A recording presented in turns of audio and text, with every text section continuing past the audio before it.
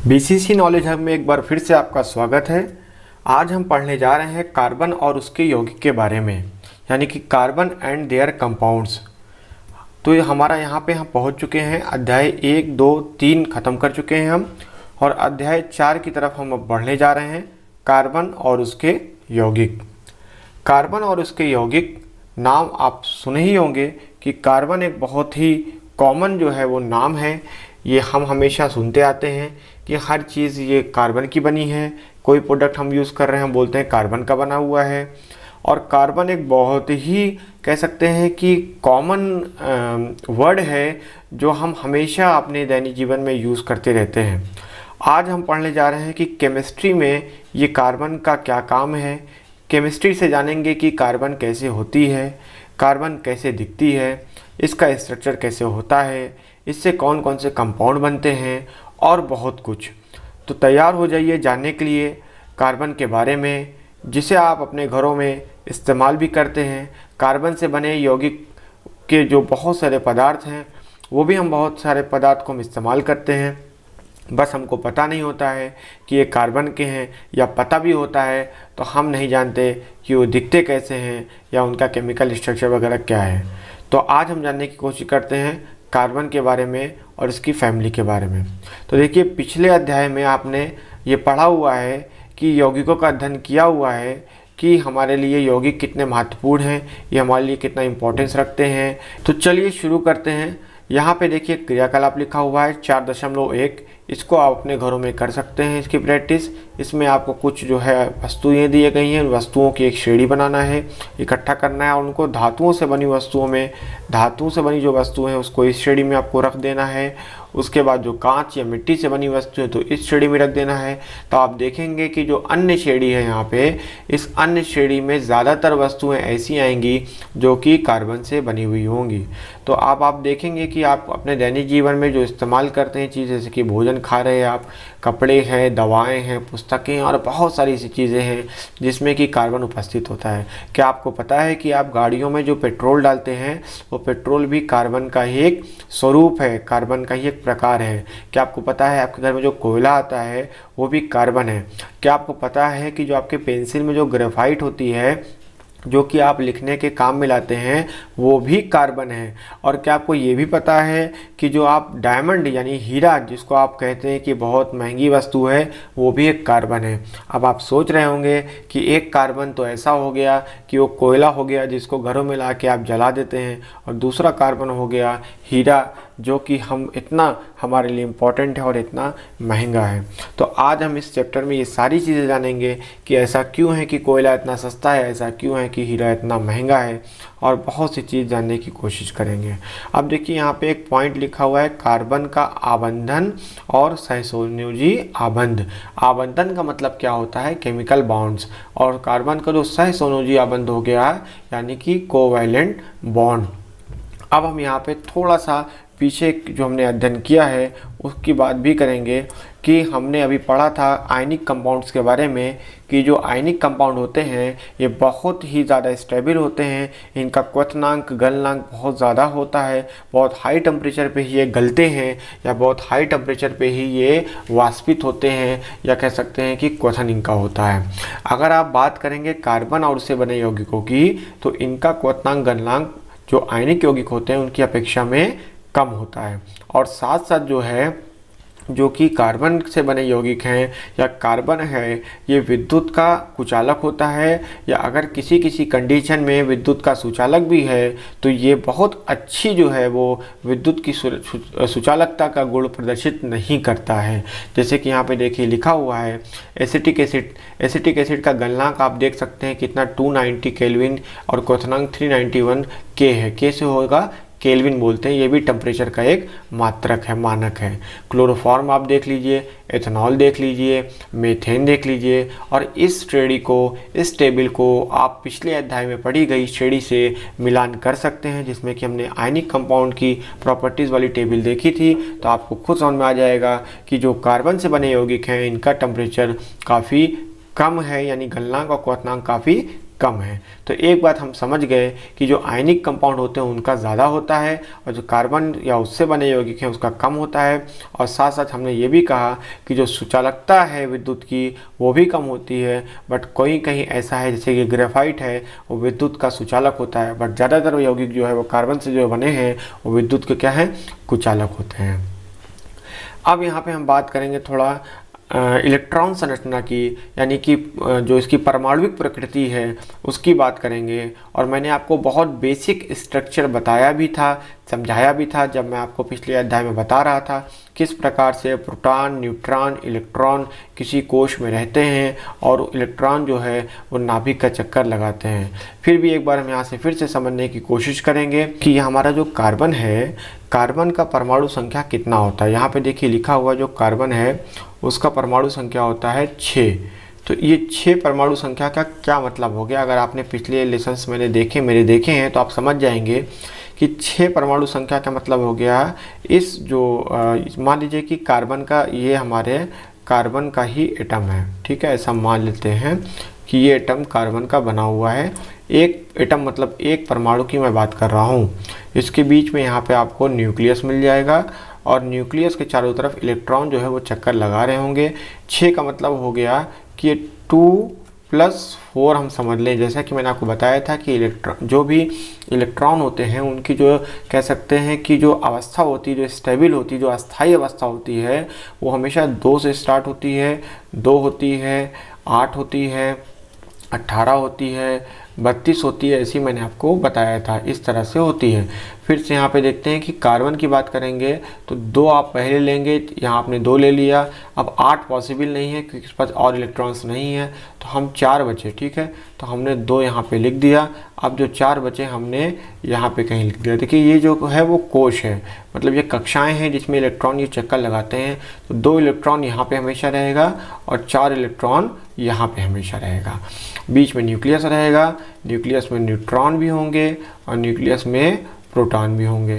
तो ये हम क्लियर हो गया कि ये कार्बन का परमाणुविक संरचना है जिसमें कि आपको इलेक्ट्रॉन मॉडल है जो कि दिख रहा है। एक एटम से मिलके कई परमाणु बनते हैं, अणु बनते हैं, यानी कि एक परमाणु से 2 या 2 से अधिक परमाणु से मिलके कई अणु बनते हैं और कई अणुओं से मिलकर तत्व बनते हैं और तत्वों से मिलकर यौगिक बनते हैं। ये भी मैंने आपको पहले ही बता दिया है। अब यहाँ पे खास बात देखिए आपको क्या दिखाई दे रही है, 1-2 पॉइंट यहाँ पे लिखे हुए हैं। देखिए ये दोनों पॉइंट को मैं इस चित्र के माध्यम से आपको समझाने का प्रयास करता हूँ। यहाँ पे हम देखते हैं कि नाइट्रोजन या बहुत से ऐसे भी तत्व हैं जिनके केस में वो इलेक्ट्रॉन दे देते थे या ले लेते थे। या सोडियम के मान लीजिए कि सोडियम के जैसे हमको आपको याद होगा कि सोडियम का परमाणु क्रमांक कितना होता है, वो 11 होता है। इसको आप डिवाइड करिए 2, 8 और 1 होता है। इसका मतलब सोडियम के बाहरी कक्षा में कितने इलेक्ट्रॉन होते हैं, 1 होते हैं। ये 1 इलेक्ट्रॉन त्याग देता है और त्यागने के बाद मान लीजिए कोई ऐसा परमाणु भी यहाँ पे मौजूद है जैसे कि क्लोरीन है जिसका परमाणु क्रमांक 17 होता है। इसको आप देखेंगे 2, 8 और 7 होता है। 7 का मतलब है ये इलेक्ट्रॉन ले सकता है, तो ये अपना इलेक्ट्रॉन इस क्लोरीन को दे देता है और ये NaCl बना देते हैं। ये मैंने आपको पढ़ाया था। इस प्रकार से इसका भी काम चल गया, इसका भी काम चल गया, क्योंकि सभी जो है वो अस्थायी अवस्था प्राप्त करना चाहते हैं भाई। क्योंकि अस्थायी अवस्था किसकी होती है, हीलियम की होती है, नियान की होती है, आर्गन की होती है। ये सब गैसेस हैं और ये कैसी है, अस्थायी गैसेस हैं, निष्क्रिय गैसेस हैं जो कि किसी और से रिएक्ट नहीं करती हैं। जैसे कि नियान का परमाणु क्रमांक कितना है, 10 है, हीलियम का कितना है, 2 है। तो 2 अस्थायी अवस्था हो गई, जैसे कि मैंने आपको बताया। यहाँ पे आप 10 को देखिए तो 10 को आप विभाजित करेंगे तो 2 और 8 होता है। अरे भाई मेरे पास तो पूरे इलेक्ट्रॉन है, मैं क्या करूँगा भाई किसी से इलेक्ट्रॉन लेके। तो 2 भी है, 8 भी है, 18, 32। तो इस हिसाब से देखेंगे तो जो गैसेस हैं वो हमेशा निष्क्रिय अवस्था में इसीलिए पाई जाती हैं क्योंकि इनको ज़रूरत नहीं है कि ये किसी और से रिएक्ट करेंगी। ये सारी बातें मैंने आपको पहले भी बताई है, एक बार यहाँ फिर से बता रहा हूँ क्योंकि बहुत ज़रूरी है समझने के लिए अगर आपको कार्बन के बारे में जानकारी हासिल करनी है। तो इसका मतलब ये स्पष्ट हो गया कि इसी प्रकार से हमारा जो कार्बन है वो भी कहीं ना कहीं ये इलेक्ट्रॉन को या तो त्याग सकता है या तो ले सकता है। अब देखिए इसके पास 2 ऑप्शन है, या तो ये इलेक्ट्रॉन को त्याग देगा या इलेक्ट्रॉन को ये गेन कर लेगा। अब दोनों ही कंडीशन में क्या होगा देखिए कि अगर ये इलेक्ट्रॉन को दे देता है तो भाई 4 इलेक्ट्रॉन दे देना किसी को ये बड़ी बात है भाई, क्योंकि इसके पास जो न्यूक्लियस है ये बहुत कमज़ोर पड़ जाएगा, क्योंकि इसका न्यूक्लियस बहुत बड़ा नहीं होता, क्योंकि इसका परमाणु क्रमांक 6 ही है, तो इसलिए इसका न्यूक्लियस बहुत छोटा होता है। मतलब इसमें 6 ही प्रोटॉन होंगे, जो प्रोटॉनों की संख्या होगी कितनी होगी, 6 होगी। तो अगर 4 इलेक्ट्रॉन दे दिया तो ये स्टेबल नहीं रह पाएगा। अब हम कहते हैं कि चलिए भाई 4 इलेक्ट्रॉन ले लो, तुम किसी से लेके तुम अपना 8 इलेक्ट्रॉन बना लो और अपने को स्टेबल कर लो। मगर ये भी इसको मंजूर नहीं है, क्योंकि अगर 8 इलेक्ट्रॉन बाहर आ गया और अंदर प्रोटॉन सिर्फ 6 ही है, इसमें हम कोई बढ़ोतरी या कमी नहीं कर सकते हैं। तो इस कंडीशन में भी ये कार्बन का परमाणु जो है वो अस्थायी नहीं रह पाएगा। तो यानी कि हम कह सकते हैं कि अभी कार्बन के पास ना तो इलेक्ट्रॉन देने का ऑप्शन है ना इलेक्ट्रॉन लेने का ऑप्शन है, तब भी ये इतना इम्पॉर्टेंट एलिमेंट है, इतना इम्पॉर्टेंट एलिमेंट है कि इसके लिए पूरी ऑर्गेनिक केमिस्ट्री बन गई। भाई ये हाँ तो हमारी ऑर्गेनिक केमिस्ट्री जो है उसका बेस है कार्बन।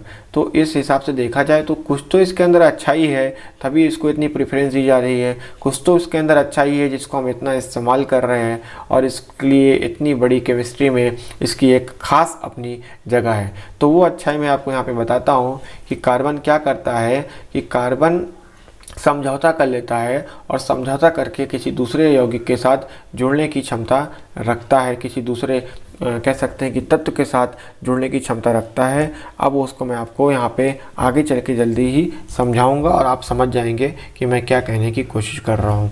तो यहाँ पे आप कम से कम इलेक्ट्रॉन परमाणु मॉडल जो कार्बन का है वो आप समझ गए होंगे। इसको आप याद रखिए कि किस हिसाब से इसमें कितने इलेक्ट्रॉन कितने प्रोटॉन हैं और किस हिसाब से ये व्यवस्थित है, तब आपको कार्बन को आगे समझने में बड़ी आसानी हो जाएगी। तो देखिए कार्बन के प्रॉपर्टीज़ को समझने के लिए यहाँ पे कुछ एग्जांपल्स दिए गए हैं और इसमें हाइड्रोजन है, इसमें ऑक्सीजन के 2 परमाणु, ऑक्सीजन के परमाणु हैं, नाइट्रोजन है, क्या है ये सब इसको समझने की ज़रा कोशिश यहाँ पे करते हैं। तो देखिए इसके समझने के लिए आपको एक वर्ड जो है वो यहाँ पे सामने आता है, उसको बोलते हैं कि साझेदारी। अब साझेदारी क्या होती है, ज़रा हम साझेदारी को समझने की कोशिश करते हैं। ये वही साझेदारी है जो आप अपने नॉर्मल लैंग्वेज में यूज़ करते हैं जी। अब मान लीजिए कि आप गए हैं कहीं कॉलेज स्कूल गए हैं और वहाँ पे एक स्टूडेंट है जो आपका फ्रेंड है, ठीक है, ये आपका फ्रेंड है और ये जो है आज खाने में वो सिर्फ़ और सिर्फ जो है वो क्या लेके आया है, वो राइस लेके आया है। और आप जो है कॉलेज गए हैं और आपने भी कुछ खाना लेके आया है, बट आपने सिर्फ़ और सिर्फ क्या लेके आया है, वो चपाती लेके आया है, मतलब रोटी लेके आया है।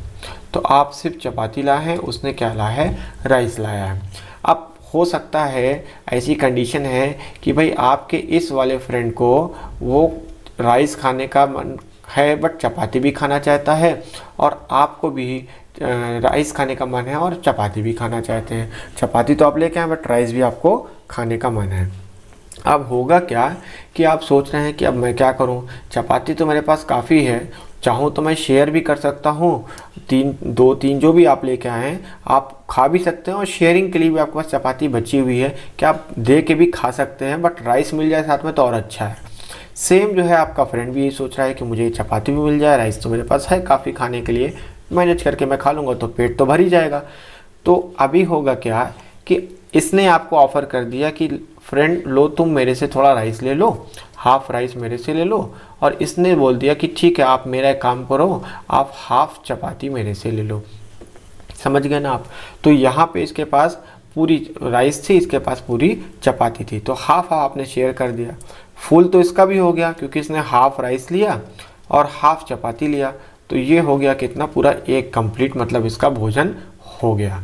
इसी प्रकार से इसने आपने भी क्या किया, हाफ़ राइस लिया, उससे बरो किया और हाफ़ चपाती अपनी खाई क्योंकि आधी इसको दे दी थी, तो आप भी क्या हो गए, कंप्लीट हो गए, आपने पूरा खाना खा लिया। तो अभी क्या प्रॉब्लम क्या हुई, क्या कुछ नहीं, खाना दोनों ने खाया, पेट दोनों का भर गया, बट शेयरिंग करके खा लिया भाई। यही क्या है, आपकी साझेदारी है। यही साझेदारी आपका कार्बन भी करता है। क्या करता है, कार्बन भी साझेदारी करता है। कुछ यहाँ पे देखिए उदाहरण दिए हुए हैं, जैसे कि हाइड्रोजन है, H2 है, ये भी साझेदारी करता है। कैसे करता है भाई, हमारे हाइड्रोजन को जो परमाणु क्रमांक है वो कितना है, सिर्फ 1 है। अब भाई आपको भी बताया कि अस्थायी कब होगा, जब कम से कम 2 होगा। तो होगा क्या कि एक हाइड्रोजन आएगा और दूसरा हाइड्रोजन आएगा, ये दोनों मिलके जो है वो साझेदारी कर लेंगे। ये एक हाइड्रोजन हो गया, दूसरा हो गया, और ये दोनों साझेदारी करने के बाद यहाँ पे इस तरह से हम निशान बना सकते हैं। ये क्रॉस निशान जो या डॉट निशान जो है वो इलेक्ट्रॉन के लिए बनाया जाता है। अगर इसको आप ठीक से और समझें तो मतलब कि एक हाइड्रोजन यहाँ पे था, एक हाइड्रोजन यहाँ पे था, और हाइड्रोजन के बगल में हम जो क्रॉस बनाया गया है, ये क्रॉस एक्चुअली इलेक्ट्रॉन को दर्शाता है। और इसका मतलब दोनों मिल गए तो दोनों मिल के क्या बना दिए, इस प्रकार से H2 का निर्माण कर दिया, यानी H2 मॉलिक्यूल का निर्माण हो गया। ठीक है, यहाँ पे आप यहाँ पे जो है वो सिर्फ हाइड्रोजन होगा तो उसका एक परमाणु क्रमांक होगा, H2 होगा तो 2 परमाणु क्रमांक होगा। कहने का मतलब है कि इस प्रकार से जो हाइड्रोजन है वो साझेदारी करके 2 परमाणुओं के बीच एकल संबंध से वो, यानी बॉन्ड से, केमिकल बॉन्ड से वो इस तरह से स्ट्रक्चर बना लेता है, जिसको हम ऐसे भी दर्शा सकते हैं, H बॉन्ड H, इस तरह से भी लिखा जा सकता है, जैसे कि आपके बुक में लिखा भी हुआ है। इसी प्रकार से देखिए और एग्जाम्पल दिए हुए हैं यहाँ पे, ऑक्सीजन का जो परमाणु है देखिए उसी प्रकार से ये भी लिखा हुआ है कि कैसे ऑक्सीजन के पास देखिए कितने होते हैं। अगर आप ऑक्सीजन की बात करेंगे तो ऑक्सीजन के पास टोटल कितने हैं, 16 परमाणु क्रमांक इसका होता है, मतलब 16 इलेक्ट्रॉन होते हैं। जितने परमाणु क्रमांक हैं उतने ही इलेक्ट्रॉन होंगे, तो 16 इलेक्ट्रॉन होंगे इसके पास। अब ये 16 इलेक्ट्रॉन का कैसे होगा भाई, आपको बताया 2 होगा, 8 होगा, बट लास्ट में 6 बचेगा हमारे पास।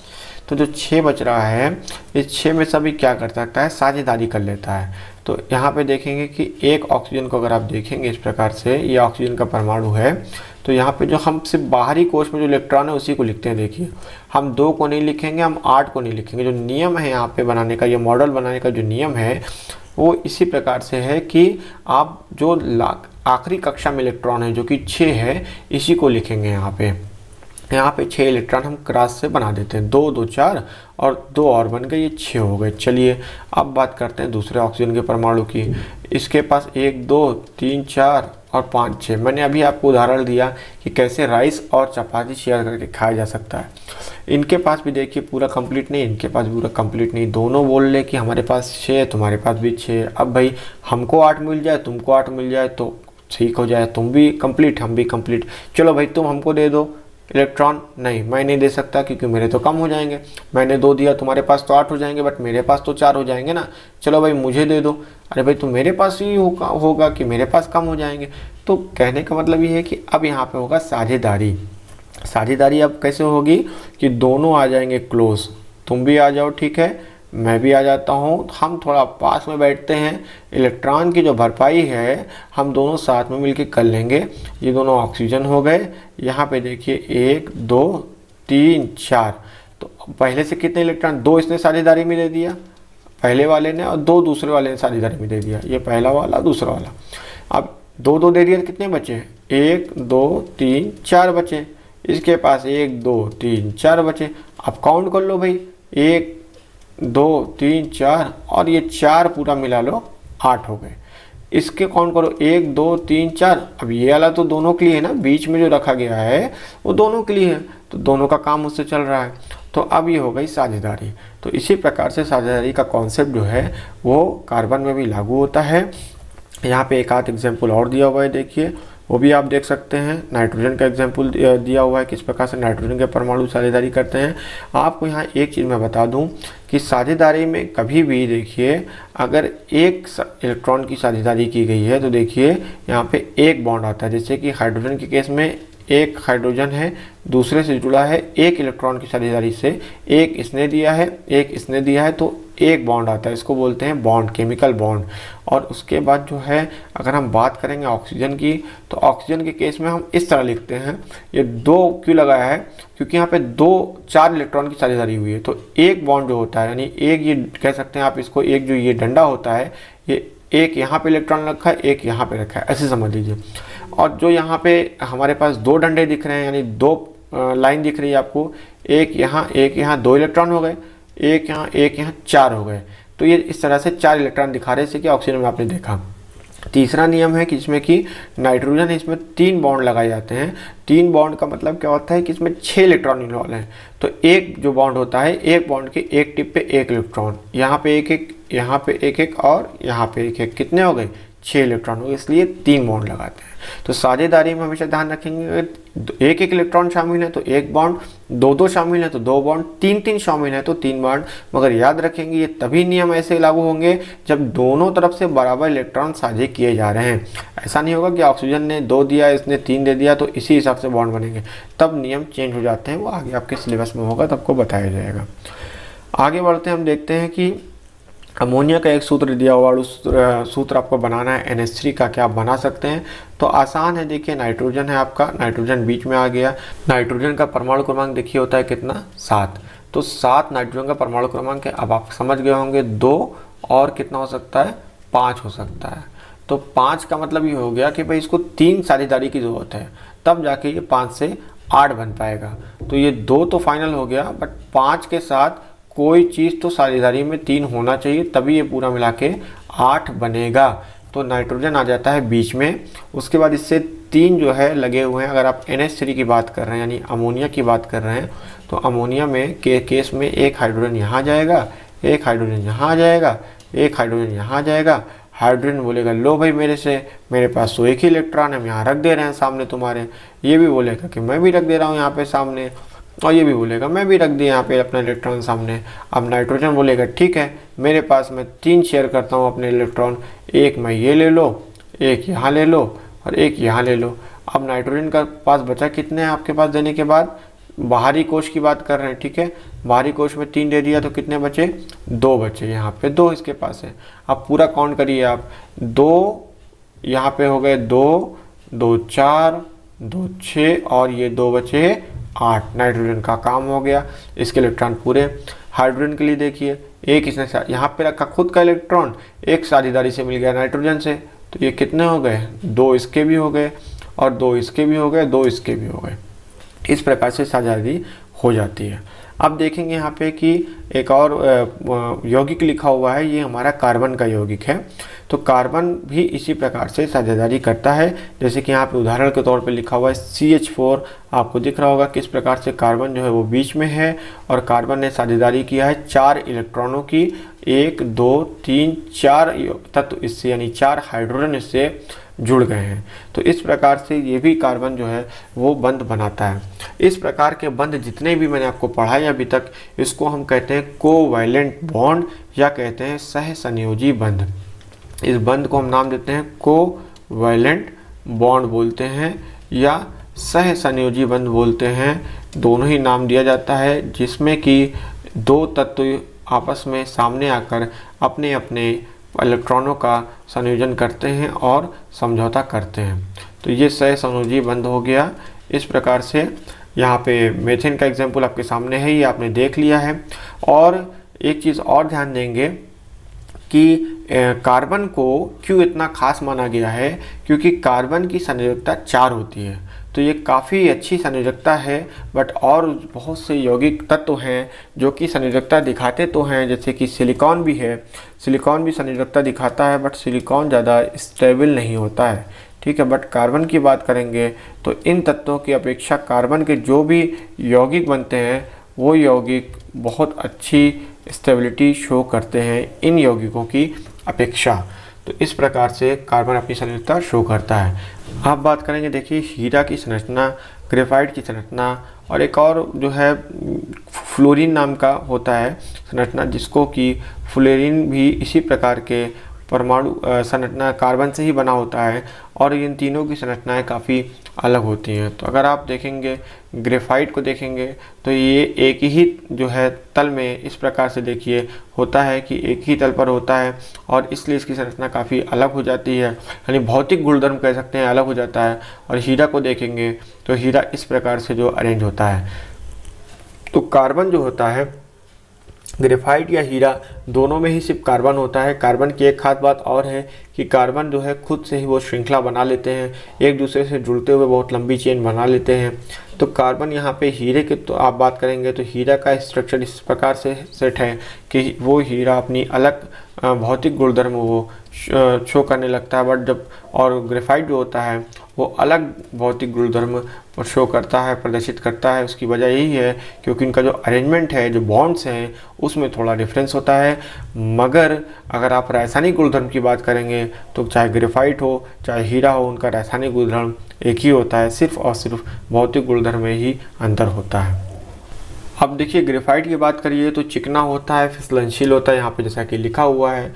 बट ग्रेफाइट जो है विद्युत का क्या है, सुचालक होता है। एक बात और याद रखेंगे। और हीरा को बनाने की एक और विधि है कि कोई भी शुद्ध कार्बन को लेके उसको उच्च दाब और ताप पर अगर आप जो है सब्जेक्ट करते हैं, उपचारित करते हैं, तो उस हीरे का रूप ले सकता है। और ये प्राकृतिक हीरे से अभेदनीय है, मतलब काफ़ी सिमिलर होता है, बट साइज़ में बहुत छोटा होता है।